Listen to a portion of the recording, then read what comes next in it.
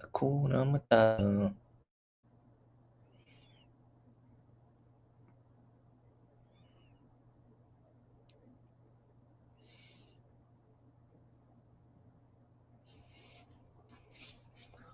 Hold on.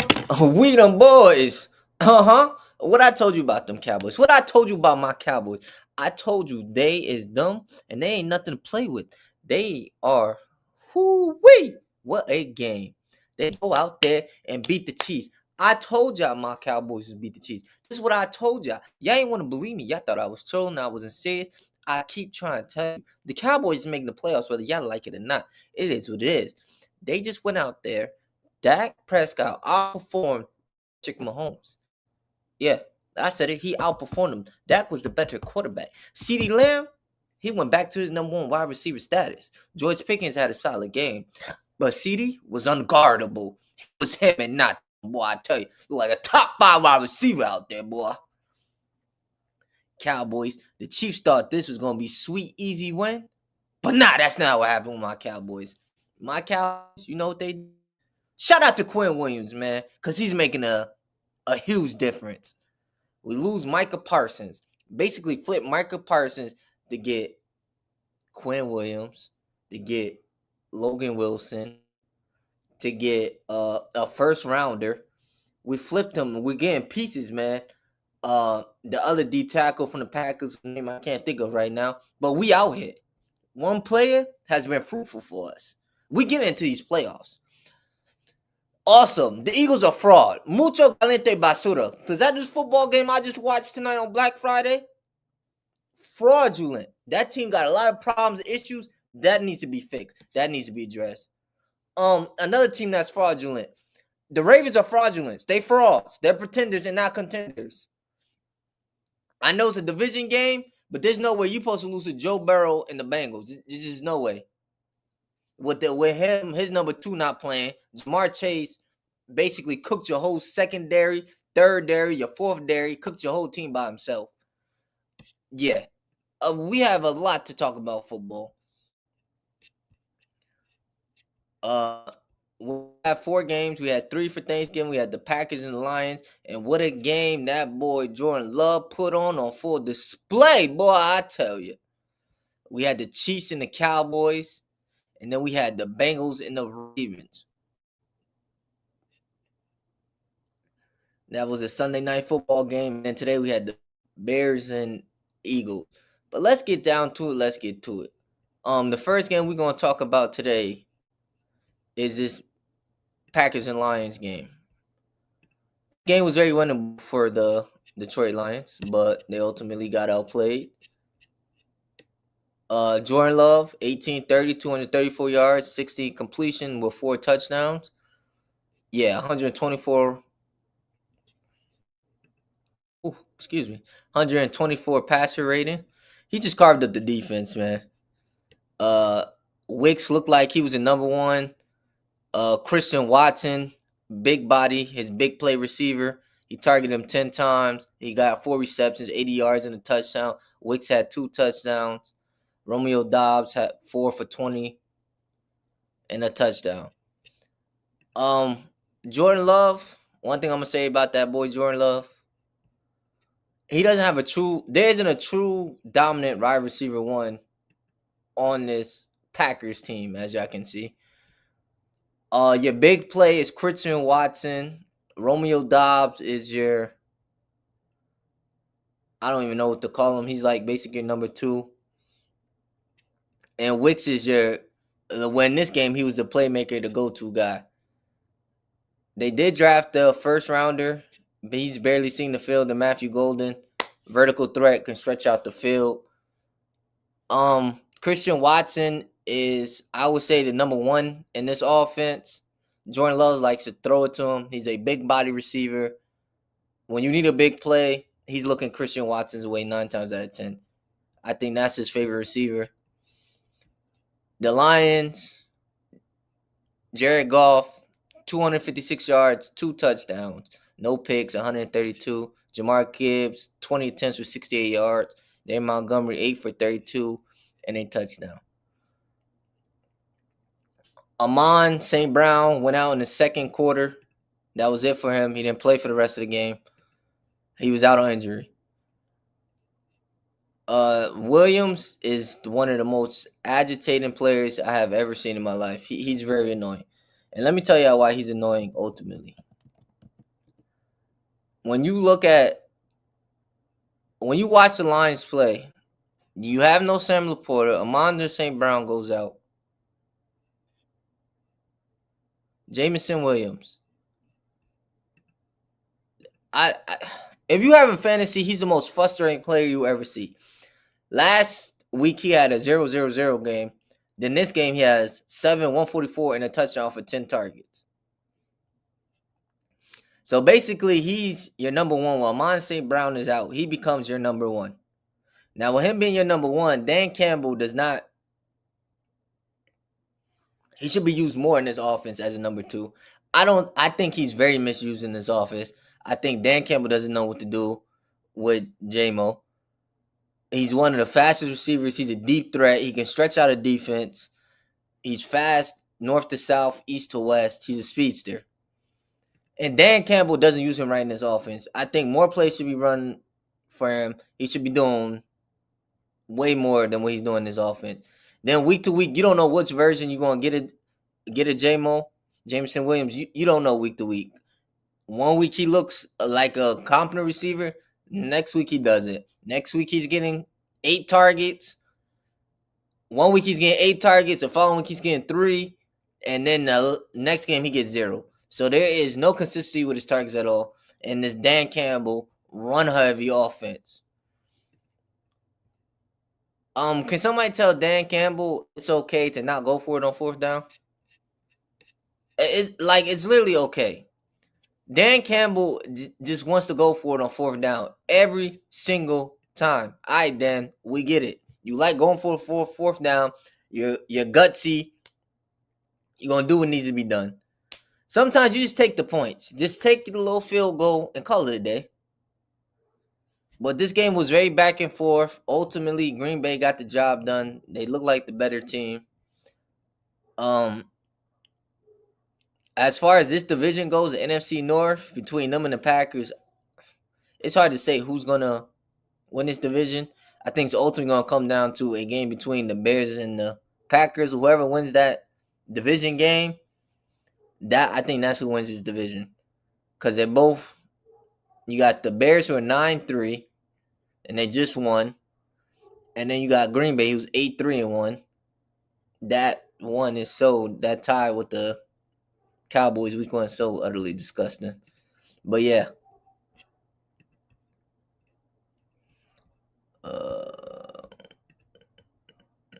Hold on. We them boys. Let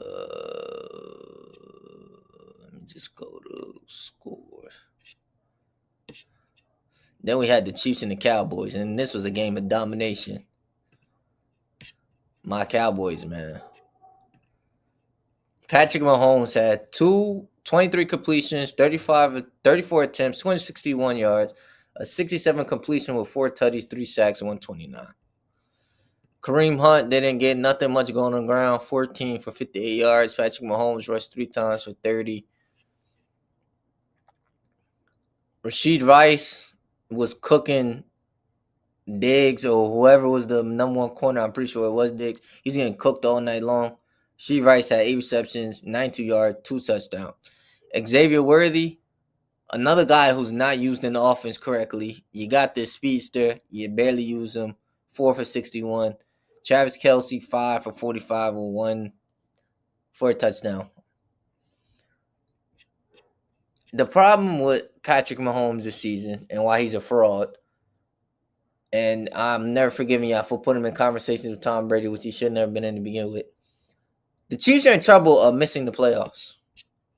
They're in real trouble. It's looking real bleak for them. They're 6-6, so they're at 500. Denver's in front of them. The Chargers are in front of them. They're a team that is very capable of missing the playoffs. So you're going to tell me Patrick Mahomes in his prime is about to miss the playoffs? What is the biggest problem with the Chiefs? One of the biggest problems. Penalties this year has been a big problem. They haven't been able to finish games that they should be finishing. Patrick Mahomes and Travis Kelce connection doesn't look like how it once was. They don't have a true dominant number one wide receiver. Rashid Rice is cool and all, but I don't think he's a true number one dominant wide receiver. He's not a Amon St. Brown. He's not a A.J. Brown. He's not a Lad McConkey, even though the Chargers got things going on. He's not a DJ Moore. He's not a George Pickens or a CeeDee Lamb. He's not a dominant wide receiver. And when y'all would compare him to Tom Brady, the only dominant wide receiver he had for a short time was Randy Moss. That's the only dominant wide receiver he had. You could throw in Gronk too, but that's a tight end. I'm talking about straight receiver. That's the only one he had. That's literally the only dominant wide receiver he had was Randy Moss. We talking about the Wes Walkers, the Deion Branches, the Chris Hogans. These are no-name guys. And Tom Brady was able to elevate them and take them to Super Bowls, multiple Super Bowls, multiple AFC championships. And Patrick Mahomes with a roster with Rashid Rice, Xavier Worthy, Kelsey, Kareem Hunt, Marquise Brown, Pacheco, he's in danger of missing the playoffs. And I told y'all they were in danger that first game of the season when they played the Chargers in Brazil and the Chargers beat them. I told y'all the Chiefs don't look the same. Defensively, they're okay. I wouldn't say they're elite. They're not the creme de la creme, the best. They're not good. They're good. They're okay, decent, whatever you want to call it. Teams have figured out how to scheme against Patrick Mahomes this season. Offensively, if you take away Rashid Rice, you let Rashid Rice be Rashid Rice. If you're able to get pressure on Patrick Mahomes, yes, he's going to have some out-of-the-world throws. As we all know, Patrick Mahomes is a gunslinger. Just like Brett Favre was. They're going to throw deep. They're going to take calculated risks. Sometimes these risks are 50-50. Patrick Mahomes could beat you with his legs. But when you look at their offense and you're looking at who you have to worry about, who are you worried about? If I'm a defensive coordinator, am I really worried about Rashid Rice that much? Am I really worried about Xavier Worthy that much? Now, Steve Spagnuolo, a hell of a DC. One of the best DCs of all time. But this Chiefs team is not the same dominant Chiefs team we have seen. This team is flawed. You can see the chinks in the armor. And teams are capitalizing this season. And with that being said, this season, the AFC is up for grabs. Because with the Chiefs not making it, guess what? Josh Allen, you don't have an excuse no more if you don't make it to the Super Bowl. Lamar, if you don't make it to the Super Bowl, you don't have an excuse no more either. Because Patrick Mahomes, I'm gonna say it now, they ain't making the playoffs. That's cooked. They're not making the playoffs with a couple games left in the season. I think it's statistically impossible for them to make the playoffs. They will hope for a meltdown from a whole bunch of teams. They don't make the playoffs. They're not making the wild card. So with that being said, the AFC is up for grabs this year. So actually, in the whole NFL as a whole, in totality, it's up for grabs. I don't see a dominant team that's going to win the Super Bowl. The Eagles look flawed, as we saw today versus the Bears. As we've seen this whole season, offensively, they look flawed. You don't know what version of the Eagles. Their OC is terrible, can't call no plays. They just abandon the run. Jalen Hurts is a horrible under pressure. He's overthrowing receivers. He's underthrowing receivers. Receivers are open. He's getting too stuck having tunnel vision on one man. Not going through his progressions or read. He's not having good ball placement. The defense couldn't stop the run. As we've seen today, you had both of the Bears rushers ran for over 100 yards. I believe the Bears ran for a grand total of 300 yards on the ground. They couldn't stop the run, save their lives today. This is the first time since 1985 Walter Payton was on the Bears that there was 2 running backs in their history, their franchise history, to have 2 backs go over 100 yards. DeAndre Swift ran all of them, and Kyle Mongolia, I'm butchering his name, I don't know how to pronounce it, ran all over them. They had no answer for neither one of them. D-line was lost. There is no dominant team. You look at the Rams look like, yeah, they're Super Bowl contenders. But then it all resides on the health of Matthew Stafford and Puka. Are they going to be able to stay healthy for the season? Because we know that they're nicked up with injuries. The coach, how much do y'all believe in Daniel Jones? Do we think Daniel Jones is going to be able to perform in the playoffs under pressure in the AFC? We don't know. We don't know what that looks like. We never seen Daniel Jones in a playoff setting. He might crap the bed. He might look good. We don't know. The Patriots, that team, as flawed as it looks, you got a top 5 quarterback this season. You got a lack of offensive weapons, but Drake May's making it work, looking very Tom Brady-ish. You do have Stephon Diggs, who has been an elite wide receiver 1 for this team, has helped this team out a lot. You got Keyshawn Butte out of Mbute. I'm butchering his name, don't know how to say his name. You got him as your number 2. You got the Demario Douglases, the small slot guy. You got Hunter Henry, your big tight end. You got a top 10 defense, even though Carlos Davis has been getting cooked from week to week. There is no Super Bowl favorite. Right now, the Super Bowl, the parity in the NFL right now is up for grabs. I can't even give you a Super Bowl favorite. There's no team I like. Every team I see is flawed. I see flaws in every single team. And I feel like every single one team that's going to go in the playoffs, there's a flaw, and you can somehow expose them. Green Bay Packers. Look at them. I think one of their flaws is offense. Not having a true number 1 wide receiver. I think Jordan Love is, when you're in a playoff setting on the road and defenses are collapsing on you, you're seeing packages you've never seen before. Your guys can't catch the ball or whatever. How are you going to be resilient in a situation like that? There's no team I trust. I don't know. Nobody knows. Whoever wins the Super Bowl this year, shout out to them. I don't know if it's going to be the AFC, NFC. All these teams are flawed right now. But I guess when the playoffs do start, we're going to see what team is for real and what team isn't. Let's get back to those little. Who else we want to talk about? The Cowboys. I got on a tangent and forgot to talk about my Cowboys, man. Dak 320, 2 touchdowns in a pick, 6.9 completion percentage. Now, even though Patrick Mahomes threw for 4 touchdowns, had a 129.7 rating, that's cool. But when you sat down and watched this game live, when you actually watched the game, Dak outplayed Patrick Mahomes, and it's okay. I mean, it happens. Even to the best of us, they get outplayed. Javonte Williams, 17 attempts, 59 yards, no touchdowns. Malik Davis, shout out to him. 3 attempts, 47 yards, and a touchdown. CeeDee Lamb, over 100 yards. For 9 targets. Trent McDuffie was getting burnt all game long. He was confused, perplexed, and lost. George Pickens, 6 receptions, 88. George Ferguson, 5 receptions, 36 yards. This Cowboys offense, I can't believe I'm about to say what I'm about to say about the Cowboys.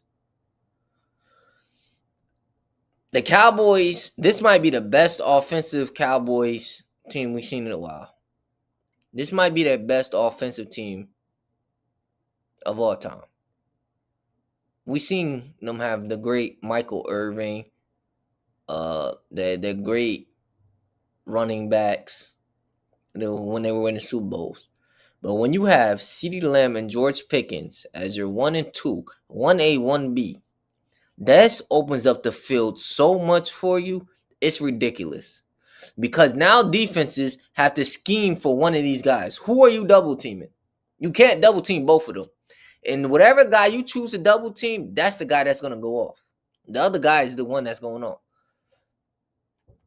See, the Chiefs were more worried about George Pickens after seeing what he did, which allowed CeeDee Lamb to go off. But last week, they were game planning for CeeDee Lamb, which allowed George Pickens to go off. Dak is playing out of his mind. The Cowboys are one of the best offenses in the league, if not the best offense in the league. This playbook is, with Shoddy calling the plays, is wide open. You have to pick your poison. This team, you're going to have to pick your poison. Javonte Williams has been solid running the football. So now you got the run game going. You got two number one wide receivers. Yeah. Any given Sunday, depending on what defense gives you, depends on who's going to eat. You got a tight end, Jake Ferguson, a very good tight end, a top 10 tight end in this league. So Dak has weapons. This is the most talented offensive team he has ever had. You got a good O-line, one of the best O-lines in football. And all you had to fix was a defense to be middle of the pack. And so far, your defense is looking great. Yeah, they have a great defense right now. When you're getting pressure with Quinn Williams, you got Quinn Williams up the middle, being a great run stopper, disrupting the quarterback.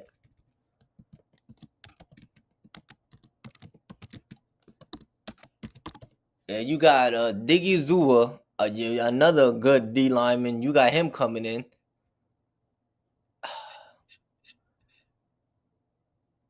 And then, yeah, like the Cowboys defense is decent now. You got finally some linebackers who cover. You got Overshown and Logan Wilson. They've been very good this season since they've been getting acquired. I think you finally fix your number 2 wide receiver problem, because that was one of the biggest problems for the Cowboys. They didn't have a reliable number 2. Now instead of having a reliable number 2, now you got a debatable 1A, 1B, which is a great problem to have. A great problem. When you have Kenny Clark, when you have Quinn Williams, Osi Adigola. Excuse me, I'm butchering his name because y'all know I ain't good with these names.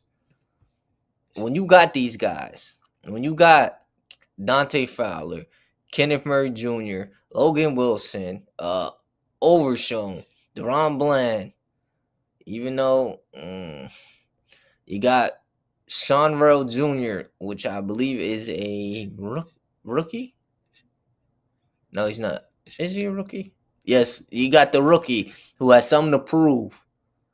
This team could do something. Then you got Ezra Rocky coming off the edges, creating havoc. You have Javon Clowney, who's been looking solid. This team is looking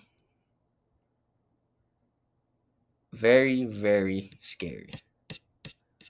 They fix up this defense. I think having Kenny Clark fix the run stopper, he helped fix the problem. Quinn Williams has helped a lot. He's one of the best D tackles in the game. He stops the run. It's hard to run the ball on the Cowboys right now. And with it being hard to run, now they can actually cover. You can see Matt Eberflus can actually call defensive schemes. They actually can play zone defense. Because this defense was so bad they had to play man. Now they can finally play zone defense. Matt Eberflus can finally call the game the way he wants to call it. Now it's not about before they made these trades, it came down to, was it the scheme or the DC? Now we're seeing it was clearly the players. Eberflus didn't have the talent to run what he run it. When they were only successful when they ran man coverages. Zone coverage, they were getting exposed left and right. The linebackers couldn't cover. The secondary was non-existent. You couldn't stop the run, so teams were doing whatever to this Cowboys defense, just ragdolling them. But now you trade for Kenny Clark in a first round pick. You trade for a Quinn Williams. So you get two good, sturdy D tackles who can stop the run, great run stoppers.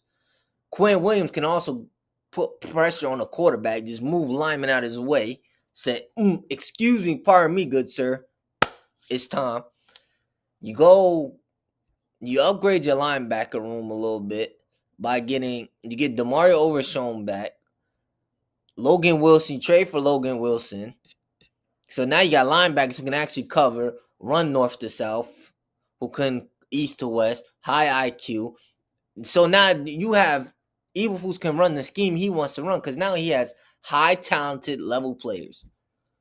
Before this, you were playing with practice players that didn't know what the heck they were doing on that field at all. But shout out to the Cowboys. I told y'all my Cowboys is gonna beat them Chiefs. I told y'all, but y'all thought I was probably crazy. I was trolling. Yeah. Shout out for them for having the upset, man. Let's see. This game was pitiful to watch. Lamar.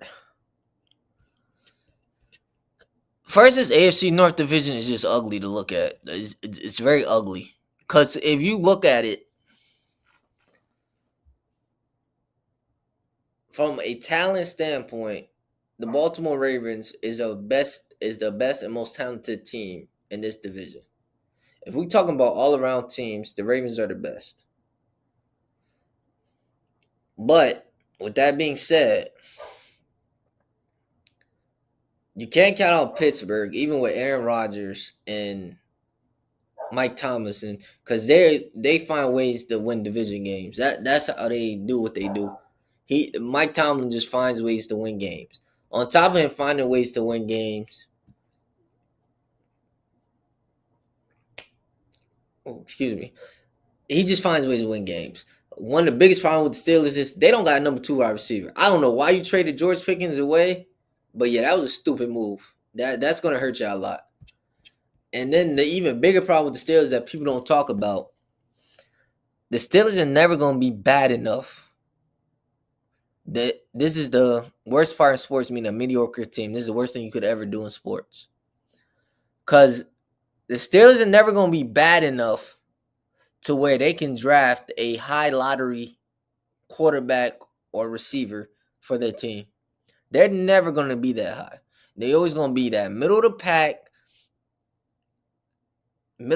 team, middle of the draft, where it starts getting tricky, the talent pool starts thinning out. This team desperately needs I don't know what's your plan after Aaron Rodgers. You got to think about that future. On top of that, you got to think about you need a wide receiver too desperately. The problem with DK Metcalf, he's not a good route runner. He's just basically a big physical target, an athlete that can just go get goal balls. So you just tell him on streets and slants all day, and you throw it up and go get it. So teams are scheming against taking that away. So I don't know what the Steelers going to do from here on out. They got a lot of things that they need to think about. The Bengals. We already know what's wrong with the Bengals. They don't believe in the defense and the O-line. I don't know who told them the 2 most important positions in football, defense and O-line. They just ignore those. They said we just gonna go skill position. And then when we do draft high quality defensive players, we're just gonna let them walk. We're not gonna pay them. I like the Bengals franchise is a joke. You have Joe Burrow, T. Higgins, Jamar Chase. And Joe Burrow took y'all to a Super Bowl and you haven't been back. But this is how bad this team is. Do y'all see this number? The man threw the ball 46 times. 46. You know, that's a lot of passes. That's almost 50 passes you didn't throw in the game. 50 passes is insane work. Oh, 46 passes? Then out of them 46 passes, 7 of them went to Jamar Chase for 110 yards. He had 14 targets. Chase Brown became your number 2 wide receiver because you targeted him 7 times, 7 receptions for 35 yards.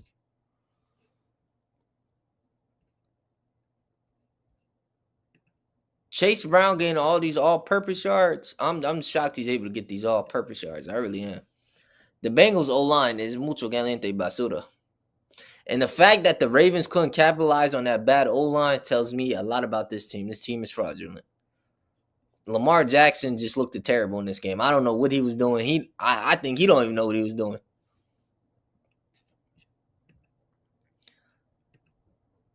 He didn't throw no touchdowns, a pick. He just played abysmal. 246 yards with 53 completion, 65 passer rating. 10 carries for Derrick Henry is insane. But like the game was close until the second half. About the end of the third, going into the fourth, it just got ugly. It just got abysmal.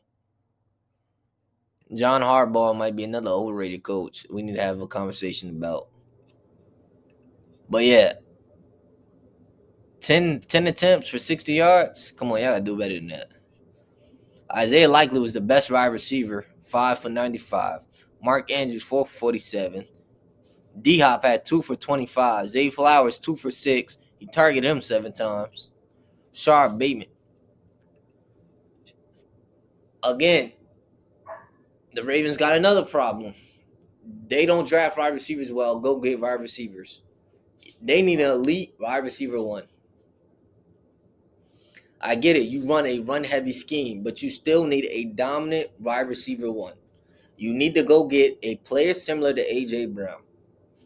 But, of course, you're one of them teams. You're always going to be competing for the Super Bowl, always in the playoffs. You might miss the playoffs this year. So you tell me Chiefs and the Ravens, Chiefs, Ravens, and Bengals, 3 teams who are going to miss the playoffs this year. If you would told me that in the beginning of the year, I thought you were trolling me. You weren't serious. I would probably called you a casual. So 3 teams who easily made the playoffs. Well, I don't know. The Bengals missed the playoffs last season too. So 2 teams that easily made the playoffs, the Chiefs and the Ravens, about to miss the playoffs this year. That's hysterically funny. The irony in that is crazy. Shout out to the 10 people who's in the live right now. Shout out to y'all, man. They don't. Your number 1 wide receiver is Mr. Zay Flowers. And 2 for 6 yards. That's crazy. That Bengals defense ain't that good. Shout out to the 10 people alive. Shout out to the 9 people. The 1 person on YouTube, shout out to you. And the 8 people on X, aka Twitter. They need a wide receiver 1. Zay Flowers being your wide receiver number 1 is hilarious. That guy's really a number 2 or number 3 on the other team. He's not a wide receiver 1. But again, you're never going to be bad enough when you're able to drive a high quality wide receiver. It just is what it is, man. It is what it is. A lot of teams are going to have to make some, after this season, a lot of teams are going to have to start making decisions. Everybody can't be the Patriots and did what Tom Brady did. Tom Brady took a team full of nobodies. Now, I won't call them nobodies, but these are not. How many wide receivers do y'all honestly remember? Like Chris Hogan. This was a lacrosse player that happened to play football. After Brady disappeared off the face of the earth. Wells Walker. After Brady, he had a decent career. He was okay, but he was never the same player. Julian Elderman. I'll probably pronounce his name wrong. Small white slot guy who played quarterback that was converted to a wide receiver. I don't think if you put him on any other team, I don't think he does and has a career he has with Tom Brady. Deion Branch. Who? Yeah, I know. Deion Branch. These are the wide receivers that. These were some of the receivers that Tom Brady had to play with. Uh, my personal favorite, Joshua Dobson. They ain't even last in the league long enough. I think he stayed in the league for like 3 years. The best wide receiver he ever had, and he broke records with him, is Randy Moss. Went to a Super Bowl, lost to the Giants. I think Randy stayed for one more year, and then ultimately he left or got traded. I don't remember. That's the best wide receiver he ever played with. You did have Gronk. Um, the Patriots were famous for running two tight end set. Y'all remember that with Aaron Hernandez and Gronk was just basically unstoppable. But everybody can't be the Patriots and do it the Patriots way. Patrick Mahomes could never.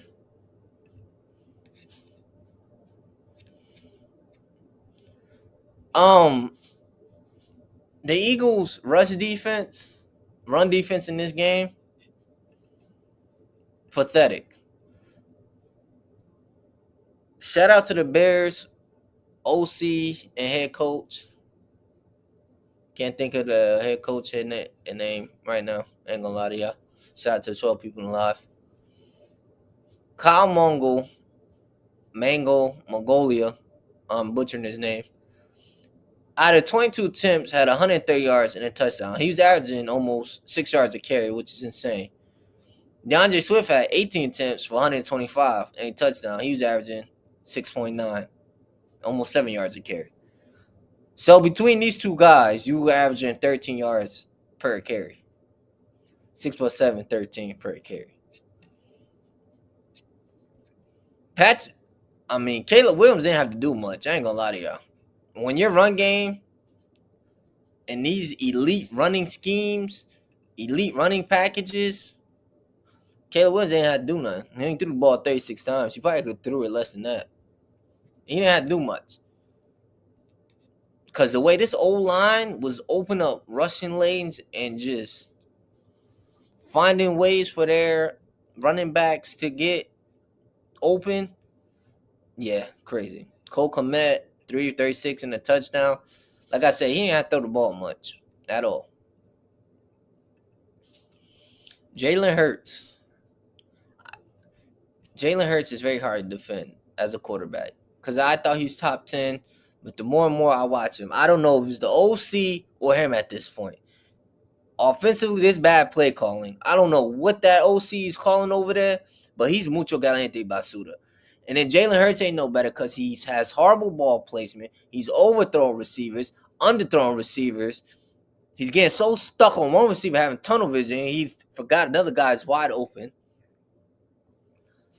He's a very frustrating quarterback to play with. And then Saquon, they're not running the ball like they was last season.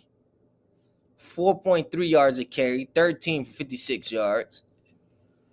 A.J. Brown did his thing. Devontae Smith sold the parlay. I needed 52 yards from you. What do? You go get 48. But it was a good read because you had 8 targets, but that's on me. Trusting Jalen Hurts. He just basically he spoon feeds and forces his ball to A.J. Brown. You have a Devontae Smith and a Dallas Cowboys on your team. Why don't you throw them the ball from time to time? Like 12 targets, 8, 4. Like spread the ball around Jalen Hurts. You got other guys on your team that you can throw the ball to. It's okay. Nobody's going to get mad at you for doing it. Who cares what A.J. Brown's saying? But the Eagles need to be better. They need to do better because this team is fraudulent right now. And the Bears saying number 1 at their division is utterly nasty and disgusting. And then Minnesota at the bottom is this division just looks weird. I do not like the way this division looks. Let's look at the playoff pictures. The playoffs were to start today.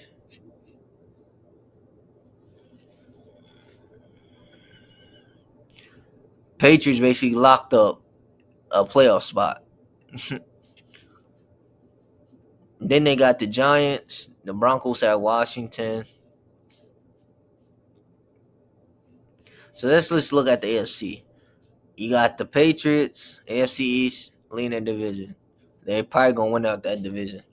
You got the Broncos probably winning out the division. Colts winning out the division. That AFC North, it gets tricky in the AFC North. I don't know. If the Patriots lose or win, they're making the playoffs. Same thing with the Broncos, the Colts. Now the Steelers playoff chances are interesting right now. They have a 43% chance. If they lose to Buffalo, who they have week 13 by the way, and I'm picking them to beat Buffalo too because I need Buffalo to keep losing. So I'm a Steelers fan for this week. If they lose, they have a 32% chance of winning the playoffs. If they win, they get a 56.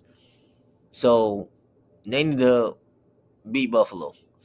Now the Chargers, interesting because they got a division game with the Mucho Caliente Basura Raiders.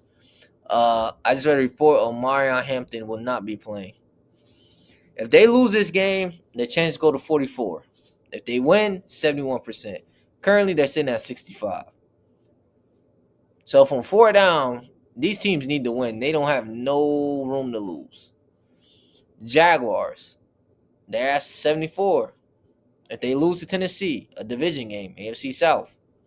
If they lose, 56%. If they win, 82.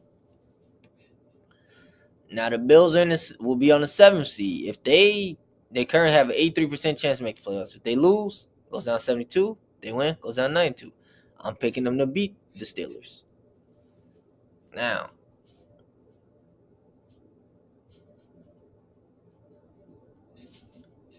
oh wait, this is not next week. Wait, is this? Yeah, this is next week because the Patriots had the Steelers. Yeah. Anyways, the Texans have a division game, and the Colts, the Chiefs. Okay, this is old.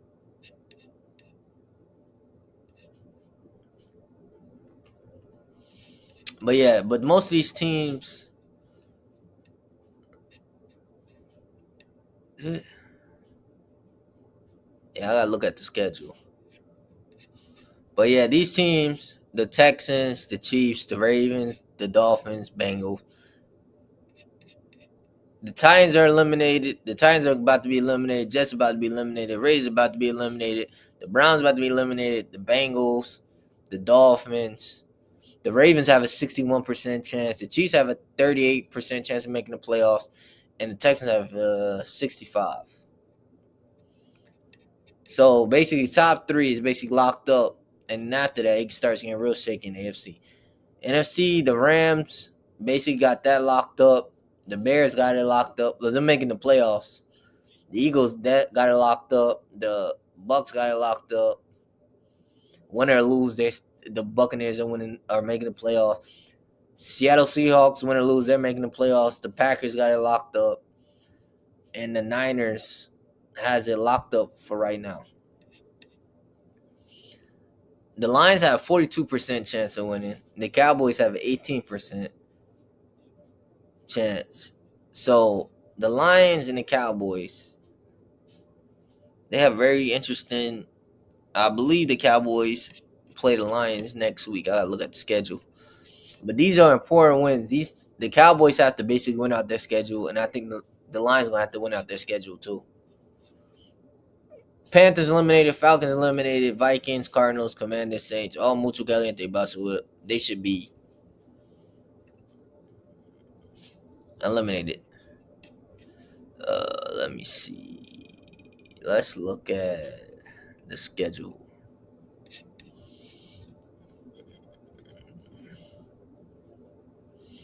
We're at week 14. No, we're still at week 13. I'm sorry. Rams and Panthers. I'm picking the Rams to win. Browns and Niners. This is an interesting game. I'm picking the Browns in this game. The Niners are really banged up. I think they're going to struggle against that defense. I think Shador is capable enough of a quarterback to beat that banged up Niners defense. So I'm picking the Browns in that game. And that's what things are going to get interesting if the 49ers lose to the Browns. That's very interesting. We got a division game between the Texans and the Colts, November 30th. I'm picking the Texans in that game. The Texans are on fire. They need a playoff spot bad. And if they come out there and beat the Colts, things are going to get interesting in that division too. The Saints and the Dolphins, nobody cares about that game. I care less. Falcons and Jets, nobody cares about that game, for real, for real. Cardinals and Buccaneers, nobody cares about that game, for real, but I'm taking the Bucks. Jets, Falcons, give me the Falcons. Saints, Dolphins, give me the Dolphins. But I wouldn't be surprised if they somehow lose to the Saints. Jaguars, Titans, that's another division game. If the Jaguars lose that game, that's going to be interesting. But I'm obviously taking the Jags. The Vikings and Seahawks, taking the Seahawks, the Vikings. JJ McCarthy, he's a weird quarterback. That's all I got. It's hard to watch him. Raiders, Chargers, division game. Raiders. You know, I'm taking the Chargers, but I think the Raiders can upset them. Y'all know how division games go. Bills, Steelers. We're going with the Steelers because we need them to win.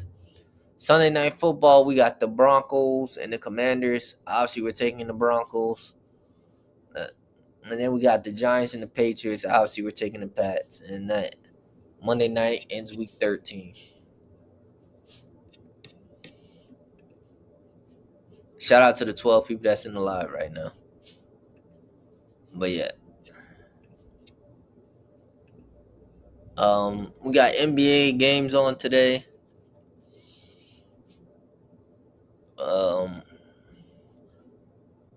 I've been tuning in with lately.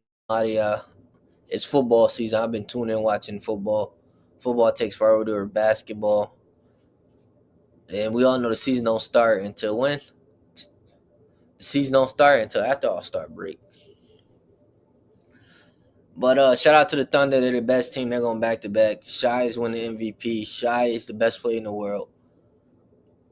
Nobody's beating the Thunder barring injury. I don't think there's a team good enough. But y'all know the vibes. Y'all know where to find me. Crazy Shot Josh Universe on YouTube. Make sure you hit that sub button, man. Take 30 seconds out your day. All you gotta do is hit the sub button. Doink. That's it. Come on. Take some time out your day. Help a small black content creator that's trying to do something with his life. You understand what I'm saying? You can find me on Instagram at crazyshot_talk sports. You can find me at TikTok at crazyshotjosh. I go live daily. If you don't like my take, disagree with the take, if you want to come on the show and debate me 1v1, you know, I don't run from nobody. You understand what I'm saying? We ain't running. You know, you line them up one by one. We doing them baby boy style. You know what I'm saying? One by one. If you want to come on the show, feel free to DM me on any of my socials. X, Crazy Shot Josh. Make sure you follow me on X. I do interact back. I talk sports, everything sports. Sometimes on X, I'll randomly go on tangent, talk about other things. But yeah, but it's mainly sports. Y'all know where to find me. Y'all know the vibes. Hopefully, y'all had a great holiday, a safe holiday. And, you know, enjoy the rest of your day, the rest of your week.